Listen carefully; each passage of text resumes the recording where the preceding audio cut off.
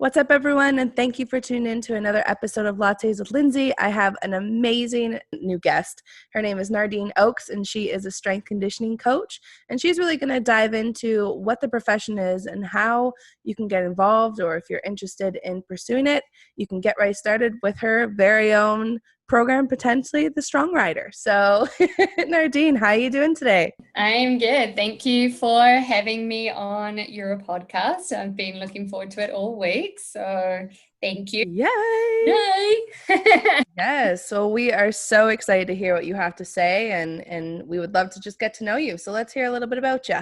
Yeah, I guess first things first, I should probably, if you can't work out by my accent, that I'm not Canadian. So I'm from New Zealand, and I've been in Canada for nearly 3 years. So it'll be 3 years in August. So I just became a permanent resident in January. So what?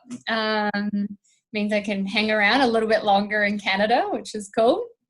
But yeah, so I obviously from New Zealand, grew up in a little town called Stratford, which is funny because there's a Stratford here, and I lived very near it when I first moved to Canada, and I was like, this is weird. Also a small town. I did have to clarify whenever people ask me where I'm from that I'm not from Justin Bieber's town, and that I'm from my own town in New Zealand, because people get really excited. I'm like, no, wrong country. Yeah, and wrong country. Yeah, wrong country. Yeah, maybe I wish Justin Bieber was from my town. I don't know. I know, right? You'll get the Bieber fever. Look Bieber out. Fever. But yeah, so being a strength and conditioning coach for 18 years now, which is crazy to think about that's how long ago I started my career. When I was still in university in New Zealand, and from the riding point of view, I've been a rider my whole entire life. Earliest memory is sitting on a horse and my dad chucking me on a horse and being like, you'll be fine. A lot of health and safety rules back there. All those protocols. Up on the horse, sit, she'll be fine. So yeah, I guess that's kind of a little bit about my background, or like me as a strength and conditioning coach. So yeah. Yes, and don't forget the university part. That's my favorite. Yeah. Amazing. So here in Canada, so I work at the University of Toronto. So I've been there nearly 2.5 years. So it was 2 years in February. Feels so much longer than that.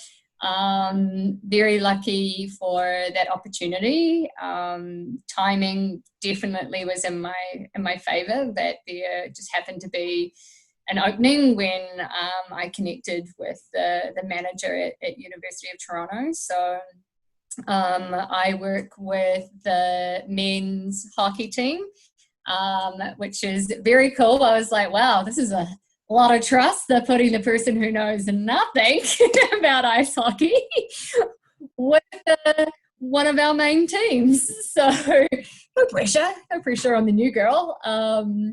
But I guess at the same time, in all honesty, it was one of like the best feelings of my career to have that trust in my expertise. And that they were, when I met with the hockey coaches, they were like, yeah, like if he says you're good, and he said you're good. So we don't have any issues, So I think that was like huge because, not everyone's open, and, these hockey coaches didn't know me. And, yes, I did come from at that time, 16 years experience and have a great, resume and everything like that. But, ultimately I'm from New Zealand and we do play ice hockey there, just like to clarify that. But I knew nothing, I was like, I don't know if I've ever been on like a ice rink before in my life. Yes. So it was a pretty cool feeling that they trusted me with one of our big teams at the university. So that was pretty cool. And then I worked with the women's basketball team, which love those girls. And I work with the men's and women's rugby team.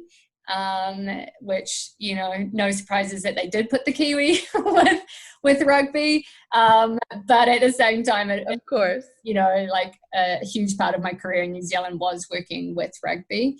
And then I'm very fortunate enough to work with an Olympic track athlete through the University of Toronto, Marissa. So she's a Canadian para sprint athlete. So I've been working with her pretty much from the start of my time there as well. So yeah, we have a lot of fun together.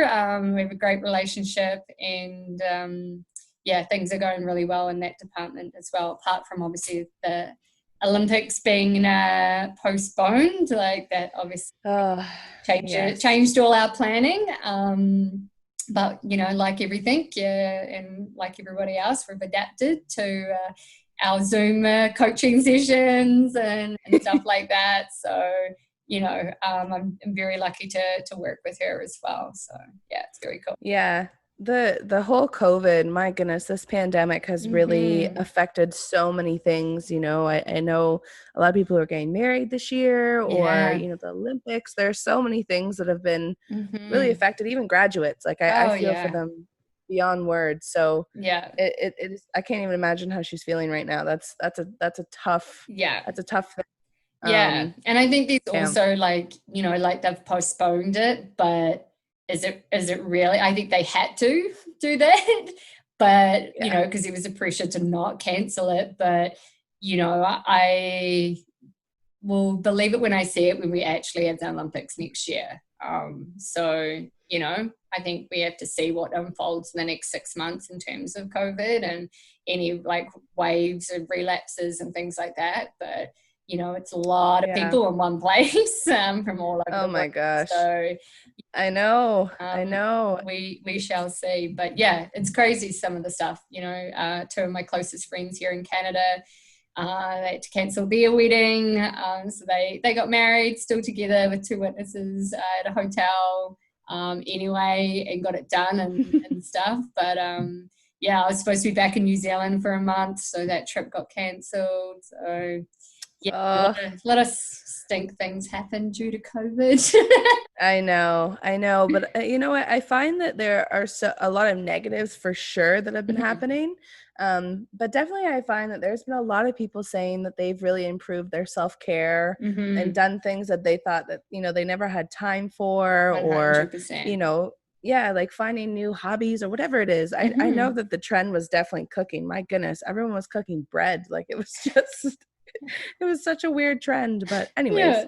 But no, like it is really true, you know. Like I think, like you think you have good days and bad days, and I think it's easy to go down the rabbit hole of negativity. But you know, I had this conversation with a friend a couple of weeks ago who was down the rabbit hole, and you know, like, and I just sort of said to her, I was like, you know, like take a step back and you think about actually how many like amazing cool things are happening this year. You know, like, and listed them off to her, and she was just like, wow. She did ask me if I'd been drinking. I said no. Like, profound thought just came out like from me, no influence. But I was like, even for myself, I'm like, I launched the Strong Rider this year. Like, can't be mad at that. You know, I'm so happy I did it.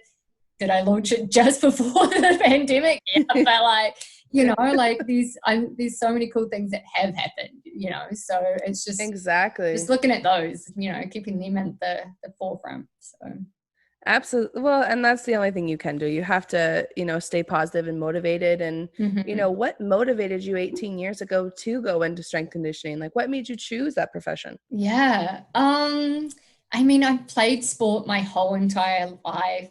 You know, been competitive. I played representative sport like all through high school. And so it just seemed like the natural fit that I would then study physical education.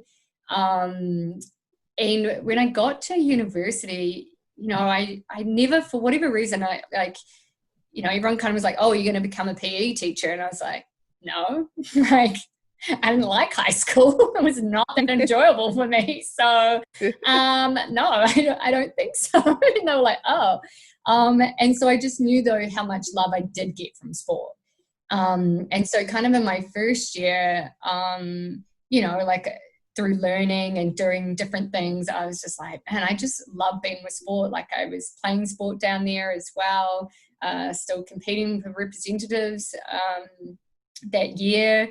And I think in like that just kind of, I don't know where that defining moment was, but I just was like, I want to work in sport. Like I want to do this, you know? And so one of my best memories and stories that I always tell is that in my second year, I went to like our head of department and sat down in his office, and he was like, how can I help you, Nardine?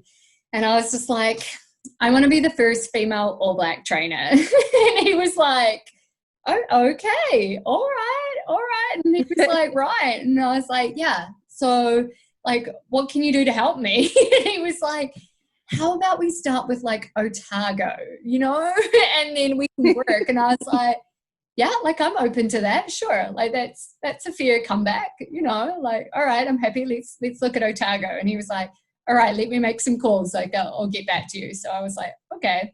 And so that's how I started working with the Otago Rugby Academy and the Highlanders, so the Super Rugby team. And, you know, I try to balance playing sport and doing that. And then I played representative touch rugby my whole entire life. And I had a friend in class who convinced me that I should play rugby. So most people just assumed I'd played a lot of rugby. And she was like, it's just like touch. You'll be fine. Not just like touch, because touch, you touch people, you don't hit them. So I managed to play for 2 years and was like, you know what, Sarah? Like, I appreciate the family of sisters I've now got, but I'd rather be on the sideline, like helping you guys become better at rugby than getting my ass weak. So she was like, I'm little. Like, I was like, it hurts. And I was like, I just don't get the joy. I mean, I love scoring tries. That's fun. But like the other parts, like that just hurts a lot. Oh my God. Yeah, I ended Even up just watching it now. It's like if you watch someone get rubbed over, you're like, please God, just stand up. Like, I know. Please get up. Yeah. And that's how I ended up like working with that team as well, as I flipped roles. So I started training the club, like teams that I had played for. And then it kind of just like grew from there. And, you know, there's been many a time though in my career where I've kind of been like, man, is it worth it? Like, you know, like where I feel very privileged to have been doing it for 18 years. But, you know, like it is a tough industry, and it is a tough industry as a woman. You know, like I don't talk about that often for whatever reason. But it's a tough industry. And, you know, there's a lot of people wanting to be strength and conditioning coaches now. So the competition, like I feel almost lucky that I'm where I am now, because, you know, like the competition for these young ones coming out right now, like it is hot, you know. It's insane. It's insane, you know, and like the financial burden as well, like is just phenomenal, you know, what they're expected to do. And then you have the flip side. So you have like those that have like realized that what it's really about, and then those who are just like want to go straight to the top, come graduate university and be like, I just want to be the lead. And I'm like, yo, reality check here, buddy. Like, how about you go get some experience and then come back to me, rather than you thinking you know it all. Like, you got to go put in your work. And often when I talk to other S&C coaches closer to my age, we talk about that, like the grind, like the free hours that we did, and these young S&Cs coming through being like, well, how much are you going to pay me though? You know, and like, I'm available. Like, I have 3 jobs trying to like, well, volunteering experience, you know, and like, I think there's this new wave of S&Cs coming out who just have no idea. And I'm like, all right, like, you know, some will be successful and get straight through, and others are going to end up probably not being strength and conditioning coaches because they don't have the stickability or aren't prepared to put in that hard work. It is tough to have that conversation with new graduates, because I find always, like, even when I'm doing school presentations, they say, how do I get to the Olympics? Yeah. And I said, I always say time. And they get so mad because they're like, no, like, I'd like to get there. It's in 4 years, blah, blah, blah. And I said, it's time. Like, you act Sorry, like, that makes me no laugh one so else much. is I'm trying. like, yeah, okay, me too. I want to go to the Olympics Right? as well. Right? Yeah. And it's one of those things where I think I honestly have that conversation like every single school presentation I do, actually. Like, Yeah. and then they message me after and email me and they say, how do I get to the top? And I said, connections, time, and volunteering. I said, volunteering, you have no idea the people that you would meet at these events. And, you may think, okay, it's super dumb. I'm wasting my time. I'm not getting paid.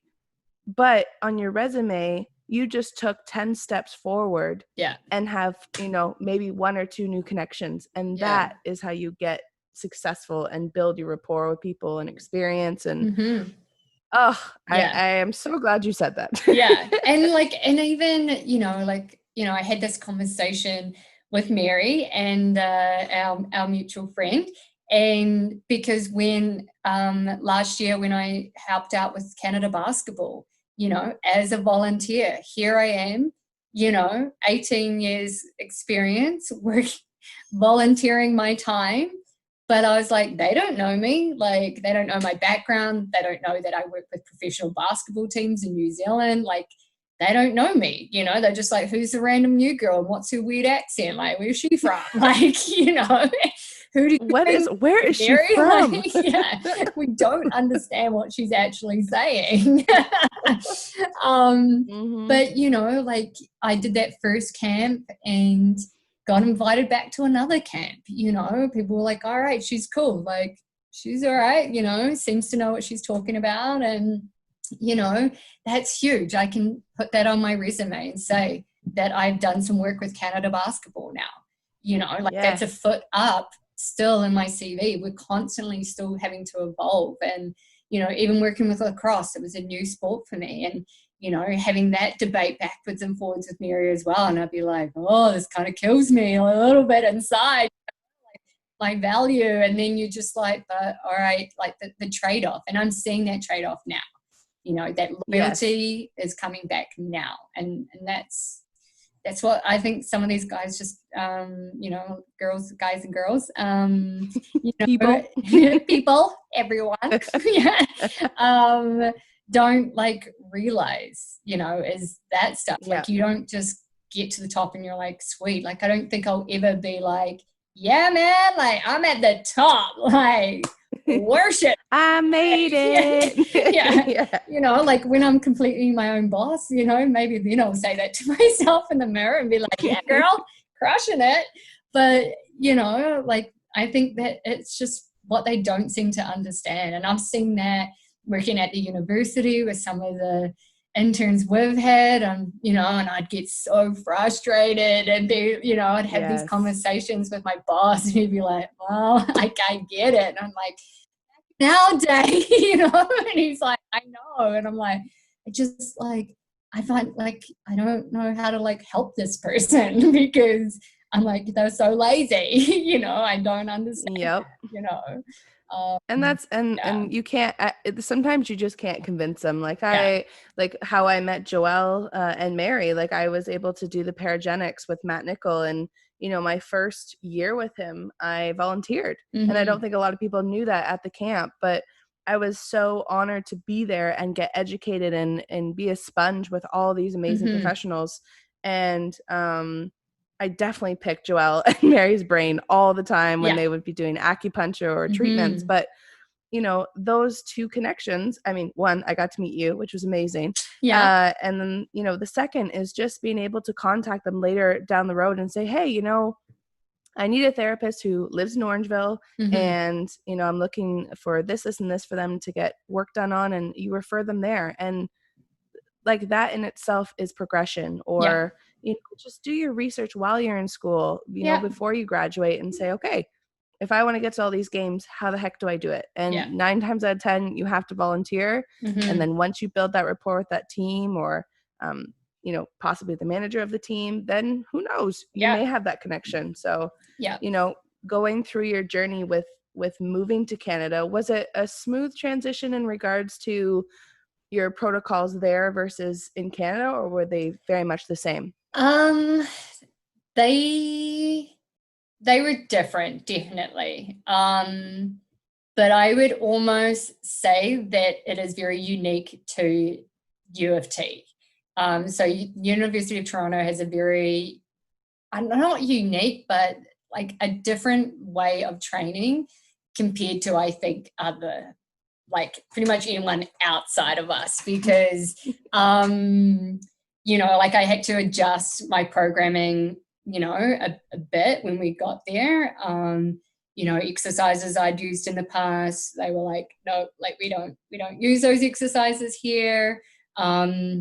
So that took, you know, a different way, I guess, just a different way of thinking about things, you know. I still have I've learned a ton from working there, like incredible amounts. So I'm so lucky, you know, because it's just evolved as well. Like it's evolved my coaching, it's evolved my programming, and got me to think outside the square. And, you know, like, yeah, you know, these similar, like the core is there, but they do have some unique things that they do differently to, I think, a lot of other universities. And we had that discussion as a team all the time about the fact of where we're going right now on our journey, but being aware that other people might, they're like, well, like, what are you guys talking about there? You know, but I think all we're trying to do is like simplify things a little bit more.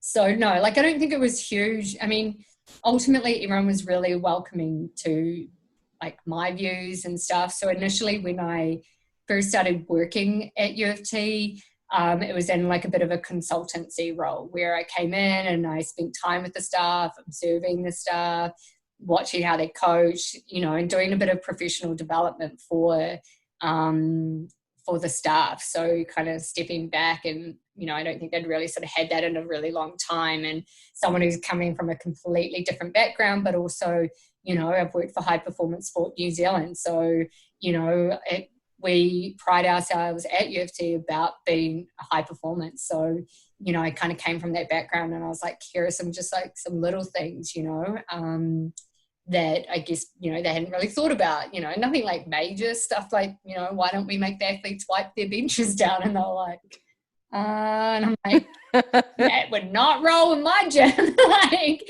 you know, and they were like, wow, we just hadn't really thought about it. And I was like, we should. I'm not their mum. Like, I'm not picking up after them. Like, they can clean their bench down. Look how gross and sweaty they are. Like, at that age, you are grown. You are grown, and you should hold your own. Like, absolutely. I feel you. So why would someone choose a strength conditioning coach, other than the aspect of needing to strengthen, obviously? But, you know, why would they go directly to specifically a strength conditioning coach? Yeah, I think that's a really good question. And I'm trying to think of how to tactfully like talk about that topic versus like other people who can offer similar services. I think when you know, definitely a strength and conditioning coach is predominantly for athletes. You know, we're not general pop, and we might work a little bit, but generally speaking, like I haven't worked in a public gym. My first year out of university, I worked for 2 years in a public gym, and I haven't worked in one since, you know, so that's a while ago. You know, like, you know, I don't teach group fitness, like all of that sort of stuff. So in terms of a strength and conditioning coach, again, generally speaking, they've got a degree. Most have got a degree.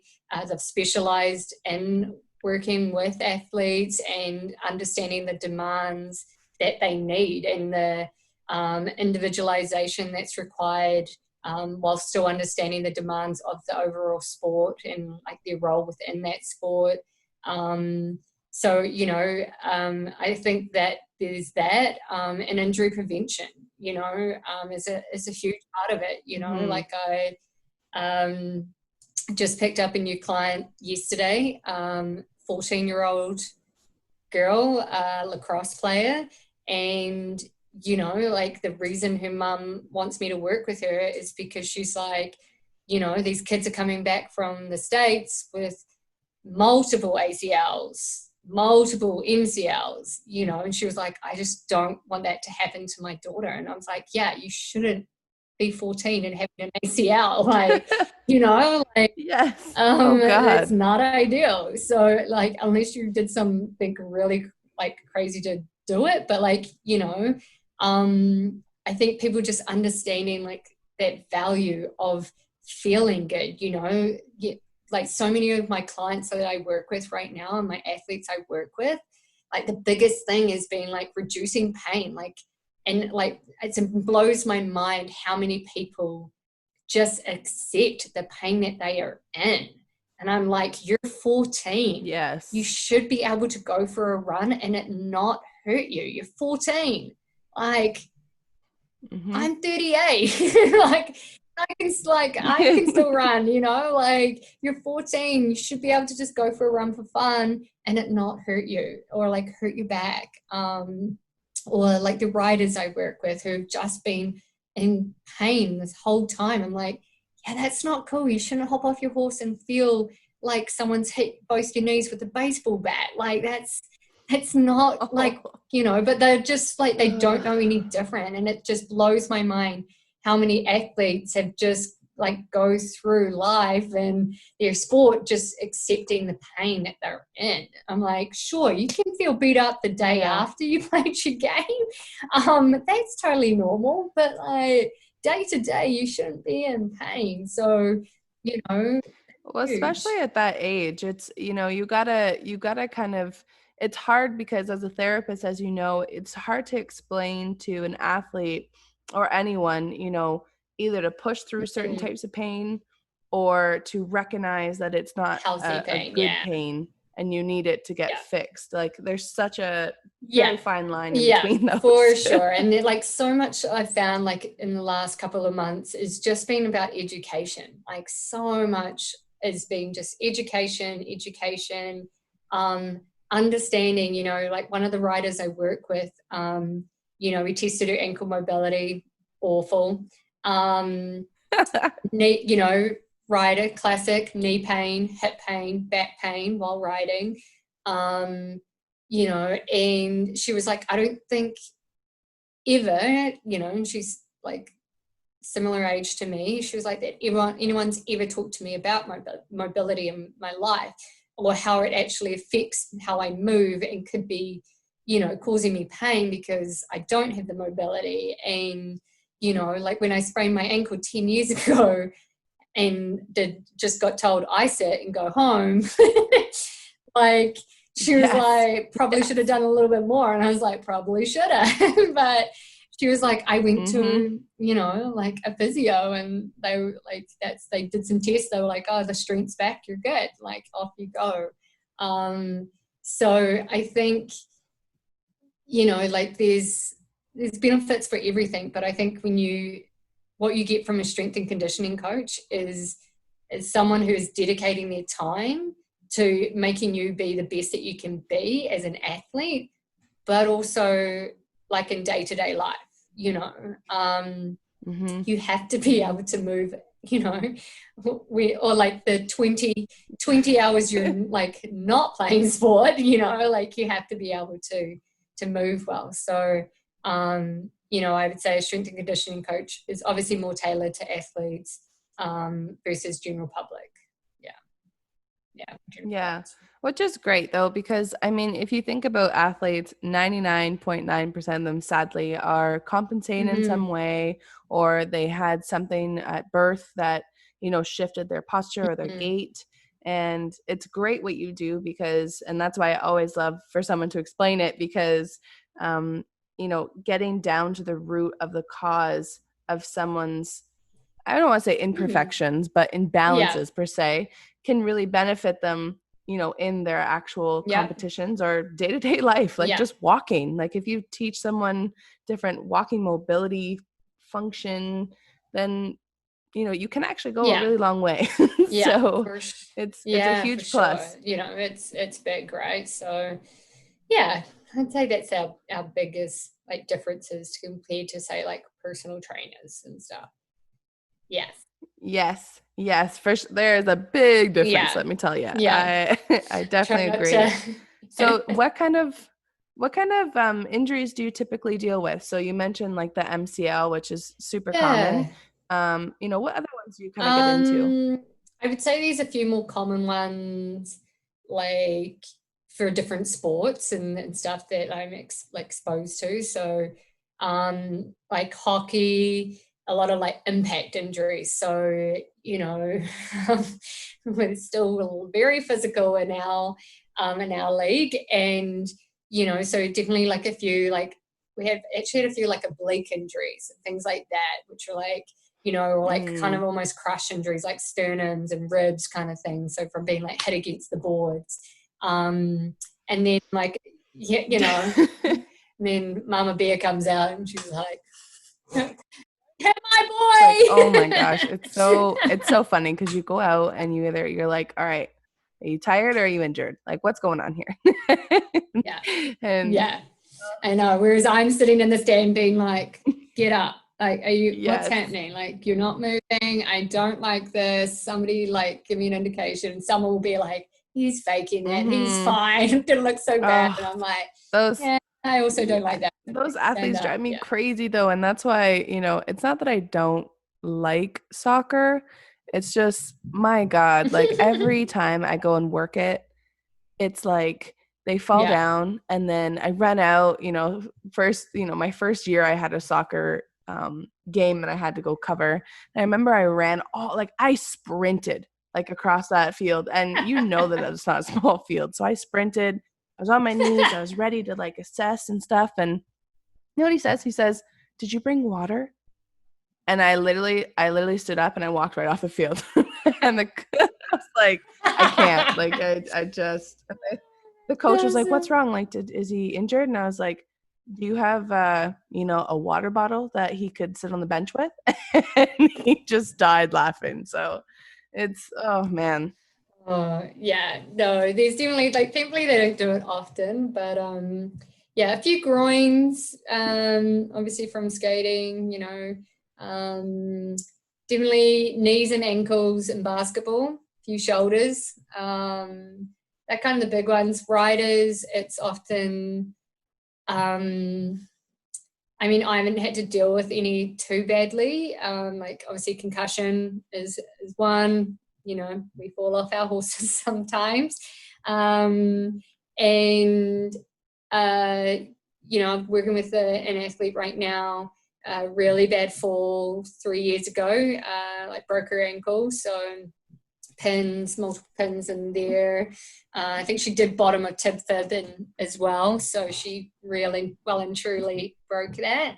But thankfully so far, it's more been like pain that I'm dealing with riders. So knee pain, hip pain, back pain, versus like injuries that have related from external factors like falling off and stuff.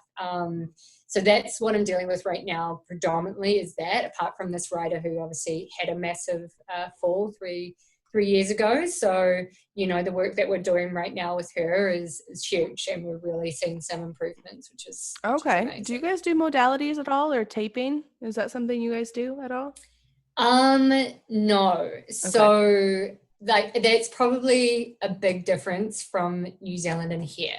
So I know how to tape people. I know how to do all of that, K-tape, done it my whole entire career in New Zealand because, I guess maybe we don't necessarily always have multiple people, So often, I would be everything. I'd be the strength coach. I'd be the trainer, like that. Yes. We don't have athletic therapists in New Zealand. So we just have physios. So I would say I was pretty much like an AT in New Zealand. So there's still times that I take people over here. Not gonna lie, my athletes will still be like, can you do it? And I'll be like, yeah, you know. Obviously it's I try to be respectful to the therapists that we work with, but sometimes there's also times where they're not around and somebody needs it, and I know how to do it, so I will do it. Yeah.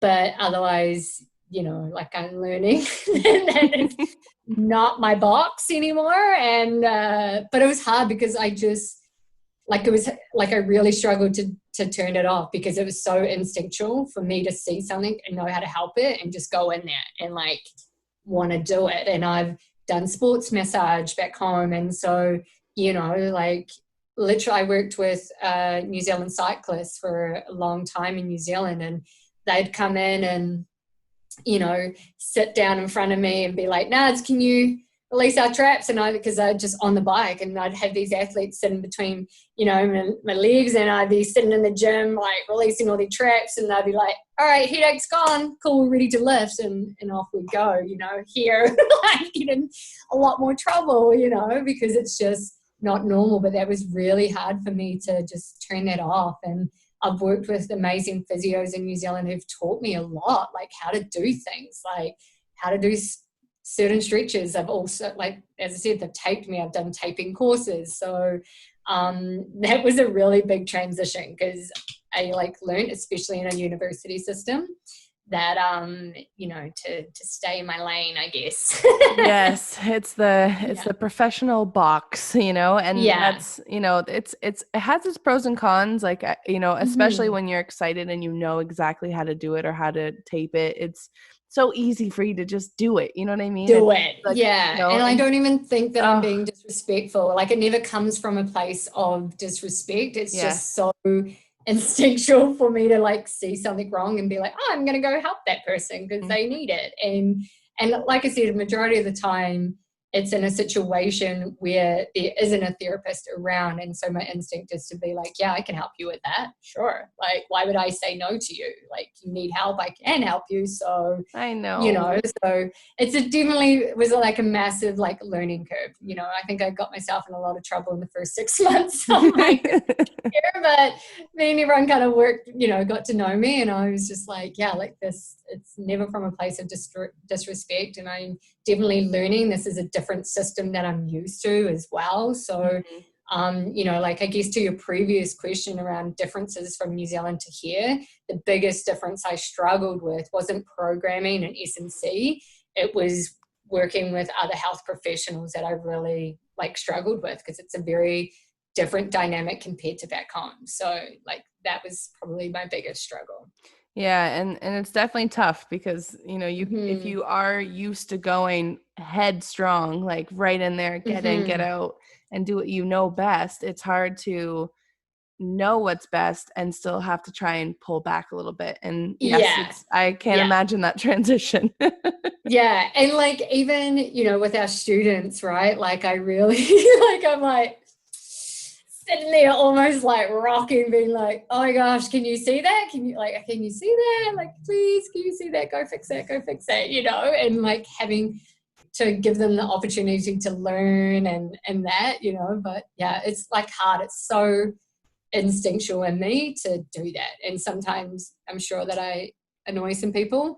I'm totally okay with that. It happens, but I am definitely more mindful of it now.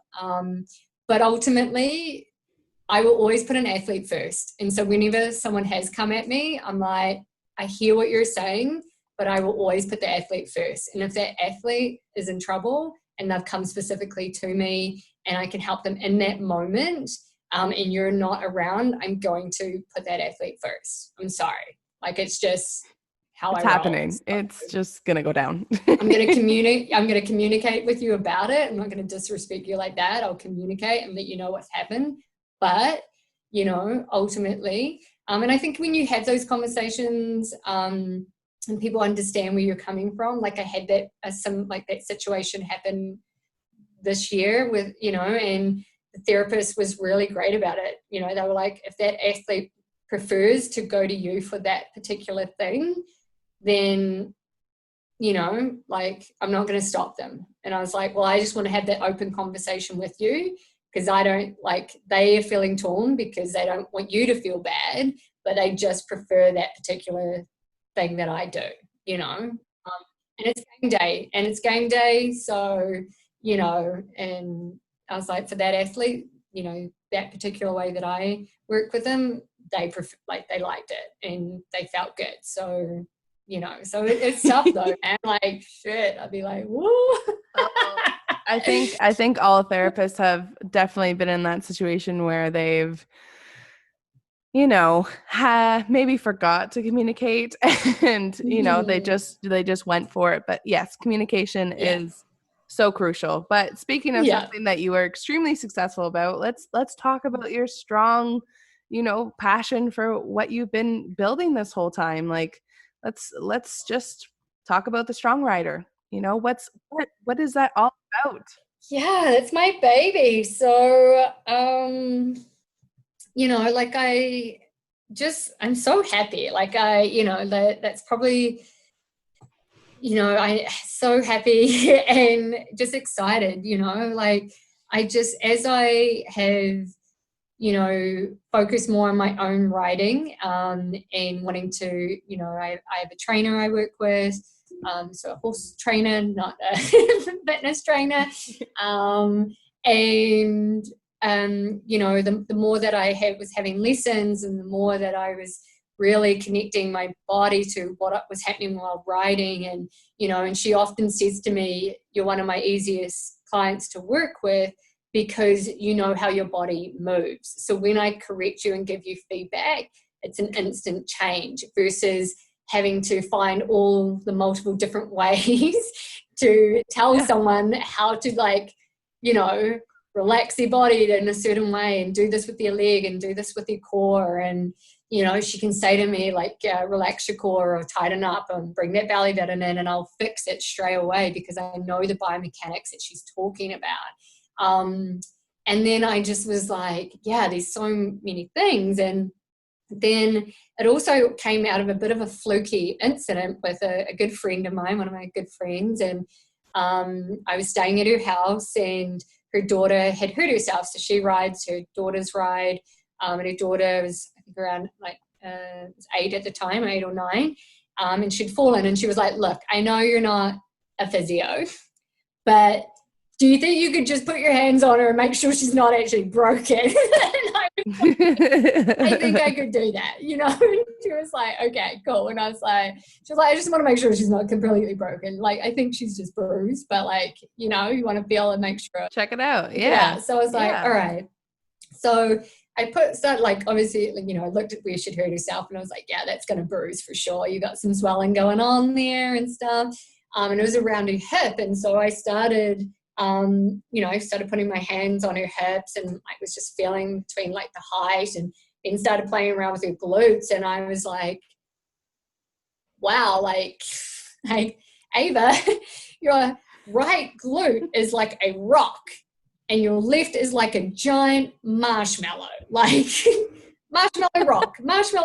And so her mum was like, oh, let me even feel. So here we are, this poor kid, she's jabbing her glutes, And she was like, wow. And I was like, yeah, your left side is just so different. And then I moved up to shoulders, because obviously in riding, we use our upper traps a lot. And so I was like, yeah, man, we got playing the maracas on their back, some stuff going on. And so then her mom was like, that's so interesting, because the pony she rides keeps running off on the left, so when they go to jump, it's, darting out to the left side. And I was like, yeah, she has no leg on that left side to actually keep that pony straight. So she's putting herself at risk of getting hurt because, she physically doesn't have the strength in that left side to really keep that pony in line where it needs to go. And then obviously my friend was like, do me, feel my body. So here I am. My turn. Feeling all around her body. And then I was like, what on earth is happening with your left shoulder? It's so jacked. What are you doing? And she was like, I said, your hips, your glutes are fine. But what is happening up here? And she was like, that's so funny. My coach constantly says to me, drop your left shoulder, drop your left shoulder. She was like, I ride like I've got my shoulder around my ears. And I was like, yeah, I can tell because you're so overdeveloped on this side that it's funny. And so we started talking about that, and like and I gave them some exercises, and I kind of went home and just was like, oh my gosh, like how many more people are like in this situation who have no idea like why, like hearing a coach constantly saying that. And like I've had that where I've had a coach before my current coach, constantly being like heels down, heels down, heels down. And I was like, if I freaking hear that one more time in this lesson, like I am pretty much in calf cramp right now trying to get these damn heels down. And then I tested my mobility. Go figure, got none. Like it's nearly impossible for me at that time to get my heels down. So, it's education for like coaches to be like, maybe rather than like repeating the same thing over and over with your students, it could be actually a reason with their body that it's responding in that same way, like over and over in a lesson, and you're seeing these things come up. It's not that they're trying to be a shit student, it's that maybe these things going on with their body that doesn't do it. And, like I very rarely now, since, I've worked on my mobility, do I have that said to me. I still am right side worse than my left. So every now and again, she'll give me a reminder, but like I don't have that. And so, I just saw and started talking to these other riders and hearing how much pain they were in. And I just was like mind boggled. And I was just like, like, here's something that's my love. Like horses are my happy place, my soul time. Like if I'm sitting on a horse or in a barn, I'm in heaven, I'm happy, I'm good. And the world, everything around it just disappears. But I also love, I love my sport. I love being a strength and conditioning coach. I love working with athletes. And I just was like, why have I not thought about this sooner? And I'm very lucky. I work with a rugby player who is also a rider. And I started talking to her about it, and she was just like, yeah, like that's a great idea. And then I spoke to my coach about it, and she was like, oh, I thought that about like 9 months ago. I meant to tell you, and be like, why is Nardine not doing that? And I was like, really? You should have told me 9 months ago. And she was like, yeah, I kept meaning to be like, have you thought about like, working with riders? Why would you not work with riders? And so that's how my baby got born. And, like I'm on this amazing ride right now, literally. Unintended. No pun intended. And I'm helping all these riders, and it's just, it blows my mind. Like I had a rider message me today. We had this single leg balance, simple exercise, spell the alphabet with your leg. Very simple. Just stand on one foot and spell the alphabet with the other foot. Couldn't do it. Could not. She could get up to E on her left side. E in the alphabet. That's it. That's all she could get up to. Oof. She's been on my program 2 months. I put it back in her program. So she's on a brand new program this week. Crushed it. Messages me, and she was like, oh my God, I did the whole alphabet. 3 sets. Oh. The whole alphabet. And she was like, oh my God, I can't believe I couldn't do this. Like, I couldn't do this at all. Wow. And so she's been trying to connect the dots between her riding, and her coach has been saying, you're so much more balanced. You're so much more balanced in the saddle and all of that. And then she has this moment today, and I was like, honestly, you have no idea how happy I am right now. Like, just the love that I have right now and the excitement and joy for you. She was like, it was easy, like easy. And I'm like, now I'm going to have to make it harder. Like, yeah, I know. Like, now bring on the heat. Amazing. But like, I was like, how's this going to go? It didn't go well the first time I gave it to her. Really struggled. Even on the right side, she's definitely weaker on her left. The right side, she could get to maybe around R. But like today, both sides, full alphabet. So, like I'm having these moments, and I'm just like, going, yes, this is what I'm meant to do. Like it's honestly a little bit of like a, spiritual moment sometimes, but I'm just like, this is what I'm supposed to do. And I was talking to my parents last week, and, even my dad, like my dad said to me, he was like, I haven't seen you this happy in a really long time. And he was just like, when you speak about your riders and like how you talk about them and how much you're helping them, you've done this and you had this feedback, he was just like, you light up like when you talk about it. And I'm like, doesn't mean that I don't love my other sports I work with, but like, this is my baby right now. Like, this is all me. Like, this is my business. I'm not working for anybody else. This is all my love and, work that I'm pouring into this, right? So, like, I had to kind of tell myself off a little bit though on the weekend, and I used the, negative word of like, oh, I hope I can help this person. And then I just stopped and I was like, what are you talking about? I know I can help this person, and like just having, changing that mindset. And, as I'm sure you can relate, like when you start something new, it's scary as shit, and Yes. Yes. the little self-doubts creep in every now and you're like, what am I doing? And stuff. Oh, So all the time. just be like, you know what, I'm really good at what I do. And that's not coming from a place of arrogance. It's just, I'm backing myself that I'm good at what I do and I know what I'm talking about. So, yeah. Yep. And when you have those success stories, I think it makes, blending those two careers together or passions per se, it really does confirm it for you that you are exactly where you need to be. And I think it's so important to take every year as it is and write down all your accomplishments within your career, because when you have those moments of self-doubt or you're like, oh, you know what, like, why am I plateauing right now? Or am I really helping people? I've had those questions all the time, and you look back and you're like, you know what, these last 3 years, you were able to do this, this, and this, or even just, help someone functionally move better or whatever it is. Yeah. And it's like, you know what? Okay.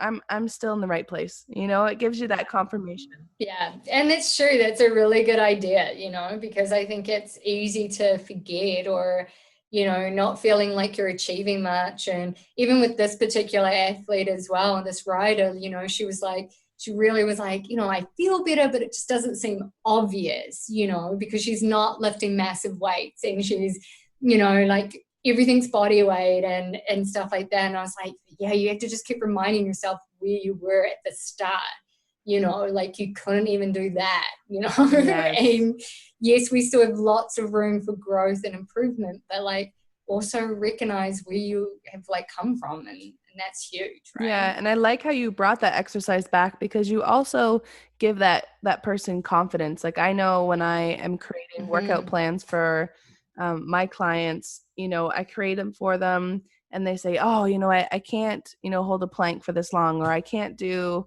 a certain amount of guy push-ups versus female push-ups. And, then 4 weeks later, you integrate it back in and, they text you and they say, oh, I did this many. And it's just like, you gotta kind of throw it back in and it's so cool when you see the changes. That's amazing. Oh yeah, it's huge. Yeah, it's such a good feeling. And yeah, like ultimately that's what it's about. And and I love that you use the word confidence, because that's ultimately what I'm trying to achieve through the Strong Rider program, is to have more confidence when you're riding. And like, touch wood, it has been, I honestly couldn't tell you the last time I fell off a horse.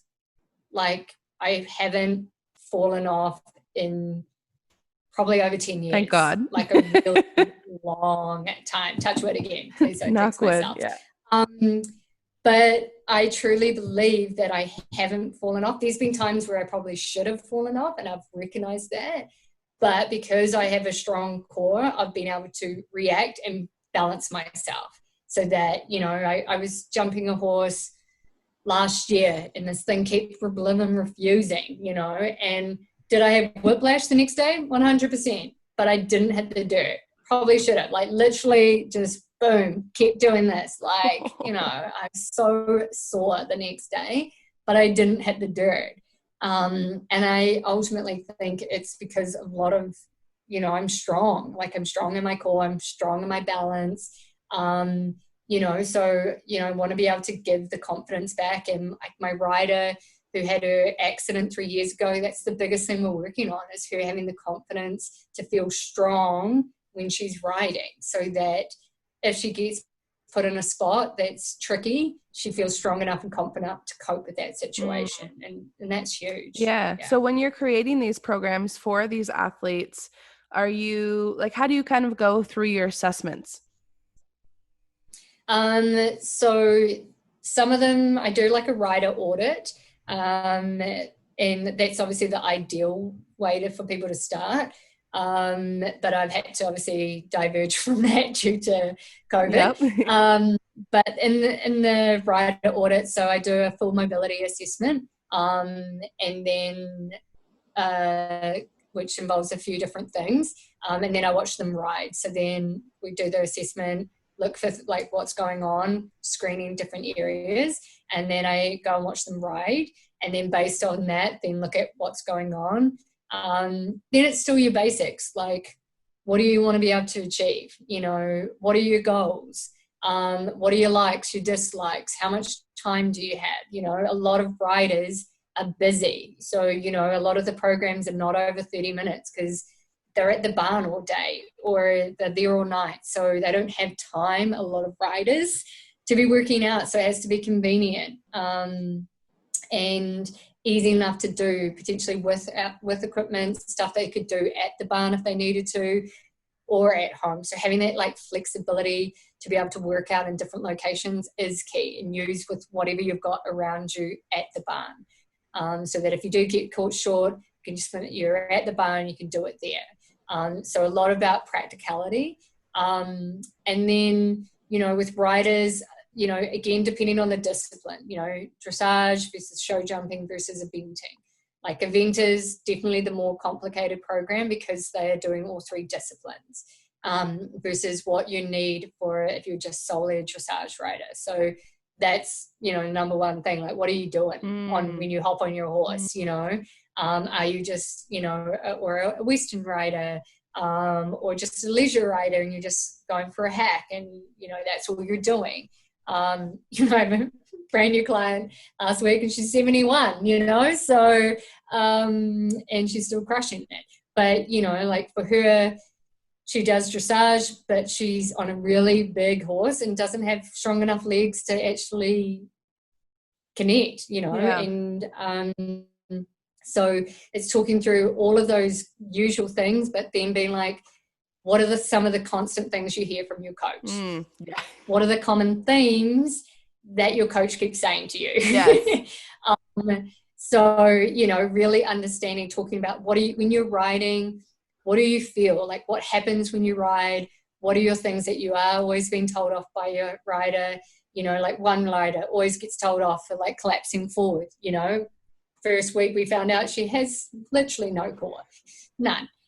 So we were like, all right, well, that would explain why you get told that a lot in your lessons, so going back to that and really just understanding the fact that there's a balance between what you're doing on land versus at the end of the day, you're sitting on an animal and you're sitting in a particular position, doing particular movements within a horse, so I have my modified squat where, instead of the heels being elevated, it's the toes elevated because that's the position that we're in when we're riding, is that our heels are down, so it's not me just doing a weird squat, I'm replicating the movement that actually they would do. And we do a lot of very high horizontal row because that's often the position we're in. And like the jumpers do a lot of hinge work because they're in a hinge position all the time, hinge and core. So, really looking at the fundamentals of riding and what they do when riding, because we're a very unique sport where, the only sport that requires an external factor like an animal that you have to work with, and that's my, my tagline is be a better teammate, be a better teammate for your horse. You put everything into your horse. Why would you not look after yourself? Because ultimately, if you don't look after yourself, you're not doing justice to that animal. Yeah. You think you might be, but like you're actually harsh reality is you're not doing justice to that animal. Yeah. And you could be giving all the chiro and massage and everything to that animal, but if you don't move well, you're just going to undo all of that work that's been done, or that chiro and massage and stuff. And it's just like you know, if you give your client exercises to do, like you could give the best massage and do all of that stuff, but if you don't follow up and do the homework that you've done, then that might have been a bliss for an hour. Yes.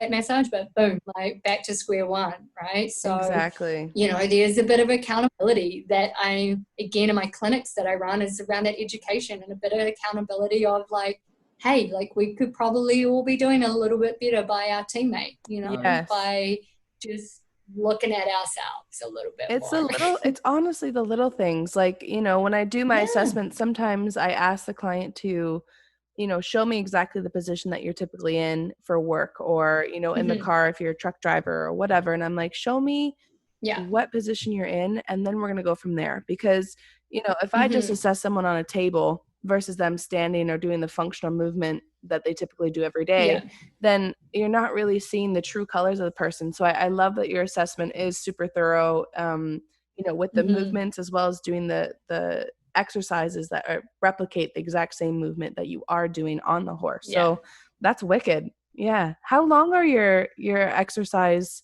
programs typically? Like if you were to do, if you have an athlete come in, how long is like the session for? Most of them around 30 to 45 minutes.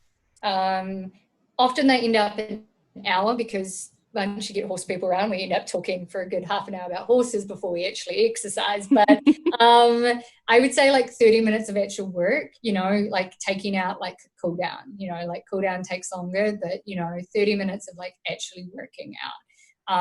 But again, you know, like one client that, you know, she wants to work out for 45 minutes. Other ones like a hard 30 minutes, that's it. Like that's all I've got time for. You know, she's a full-time riding coach. She's a full-time rider. Like that's her window, is 30 minutes. And I don't break that, you know, because I know her time's precious. So, you know, like you have to listen to your client and what works for them. Another rider's like, yeah, I've got an hour. So like take all the time you want, you know. So I put in a little bit more of a longer warm up and a little bit of a longer cool down and stuff, because I know that they aren't rushing. So, but I would say most are around, like for the riders, honestly, around like 30 to 45 minutes max. Yeah. Okay. Yeah. And I mean, you can get a lot done in that amount of time. My goodness. Yeah. Yeah. And I would have to say I'm very, like I've always in my training, as you know, in my career, I think I've always been a big, huge multitasker. Like if I can combine a couple of exercises together, I'm going to do that. It challenges you anyway, like, you know, when you're having to use your whole body. So, you know, whether it's a row, like a hinge and with a row, or a lunge with a press, or, you know, all sorts of like a squat with a push and all of that sort of stuff. I do love doing those kind of complex kind of exercises as well, because it also saves time, right? So exactly. And they're different, you know, if you know, get the athlete to do the exact same thing every single time, it's like, oh, we're going to do this movement again, or I always do planks or whatever it is. So, you know, combining movements are fun and new for a lot of people, right? Yeah, absolutely. For sure.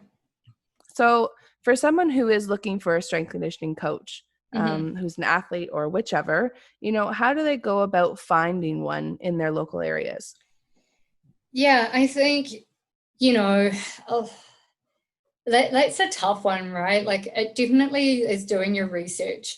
Word of mouth is huge, you know, so like getting recommendations, talking to people, doing your research, looking at the reviews, seeing if there's anyone you know, or someone like who's connected, whether it's secondhand, third, you know, that has done something with a strength coach, because, you know, like our reputation is our business, right? Like, you know, amen. And that's what brings people back to us, is our reputation. And that's like, you can't pay for that marketing, right? So, you know, I would encourage them to do their research, definitely. Don't be afraid to like not commit to something. Be like, I'm going to try this out for a week and see how it feels, because, you know, I'm also big on relationships. You have to vibe with your coach, you know, like not all personalities work together. So you want to find someone has the same values as you, you know, respects you in the way that you want to be respected. And, you know, you've got to find that match. And if you're seeking that out, then you're the one with the power. You can find whoever you want to work with, that you're going to have a good time with, get the results you want, right? And have that relationship, because, you know, I'm huge on that. Like, if I don't have a good relationship with my athlete, then it doesn't matter that I have 18 years, because that honestly means nothing. You know, if they don't respect me, if we don't work well together, then, you know, like it's not going to last, and it's not going to be fun for them, and it's not going to be fun for me. So, you know, so I would encourage, there is, like, you know, you can look up on the NSCA and you can register and things like that. I honestly don't know. I'm a little skeptical on that, because anyone can, you know, you can pay your fee, you can go sit your exam. That doesn't mean you, like, are good at being a coach. It just means you passed an exam. I'm sorry. Yes. But, like, people ask me if I have that and the CSCS, and I'm like, no. When I'm required that someone's like, will only hire me for that, then I will go and pay that $500 to sit it. But until I need to sit it, I was like, I'm paying $500 for you to say that I'm qualified. Well, like, I can study and go sit that exam. It's not going to change me as a coach at all. So, you know. And I mean, there's coaches for everyone, right? And that's the greatest part, is that, you know, every single therapist I find, you know, specialize in something, whether it's small or big, or if they take lots of courses. And it is really about the connection that you have with that person. I find, you know, that you can't please everybody. Like, you know, the style that you have or the 100%. Bluntness you have may not be something that someone will be interested in. And that is totally fine, because there are thousands of other ones that you can go to. But it's good to know where they can locate some if they are interested in going. And, like, I totally respect, you know, like, you know, no, I'm not bagging, like, the CSCS, and, you know, I'll probably still go and do it myself, because I also understand that people look at it and they see that, you know, someone is certified and that. So I think it's still, like, a good thing for people to do, and encourage them to do it. And at least, you know, someone has made an effort to go through that, and they have to do continuing education and stuff like that. But ultimately, I wouldn't be looking for that symbol. I would be doing my research on, like, what have you heard about that coach? Like, what are they like? You know, I find referrals are everything for our careers. Like, like, if you've had a bad experience, or, you know, it's, you know, it's so true. Like, you know, the two athletes that I literally picked up yesterday, one of them I've worked with before, and he was like, oh, like, my sister wants to do it now as well. Like, she plays as well. And I was like, cool. Talked to the mum last night, and the mum's like, yeah, he speaks so highly of you, of when he's training with you, and so we would love for you to work with our daughter as well. And, you know, and I was like, boom, you know, like, that's not even about business. Like, sure, great, I've got 2 new clients. I'm just like, yay. I was like, well, I love working with your son too. Like, it was great. Like, and it makes me really happy to hear that he enjoyed his time with me and stuff, and that he's reached out to me again to, you know, reconnect and to program for him again. Like, that's awesome, you know. So Absolutely.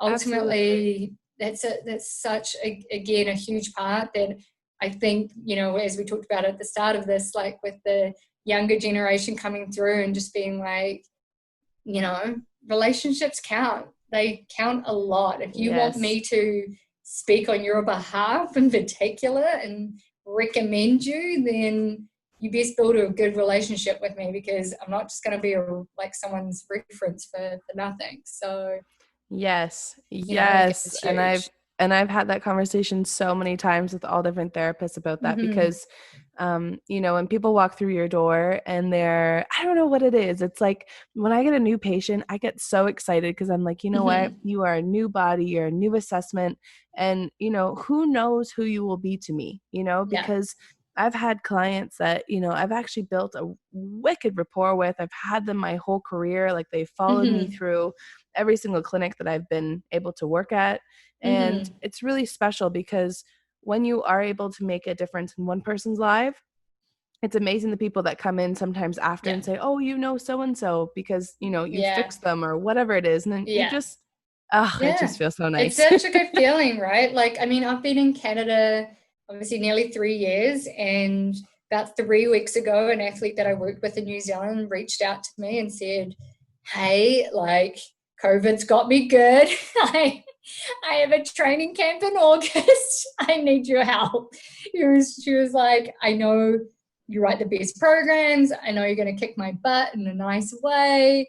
Like, I need, like, can you get me ready and like for August? And I was like, yeah, and like to know that, when she was in this academy that I worked for, like she didn't have to pay. And like, she was like, I'll pay top dollar, like name your price, and this is someone who's like 22 being like, saying that to me. And it's 3 years later and she's reaching out to me to be like, hey, and I'm like, that's huge. I made a difference. Like I made a difference in her life when I worked with her. That 3 years later, she's like, can you help me? That's the other stuff that you just like love, right? It just like makes you feel amazing inside. So yep. And that's why I love when people ask me, why do you do the profession you do? It's like, oh, you better sit down. Yeah, because it's not for the money. Yes, that's for sure. That's for sure. I mean, we could be, I don't know what the right word would be, but if we were working extra tirelessly in our careers, I'm sure we would be millionaires if we really wanted to, but we would be burnt out to the max. Oh my goodness. But we, I think that's why you and I connect so well because, we both love our careers. You are truly excelling in your career. That is phenomenal. Thank you. I appreciate that.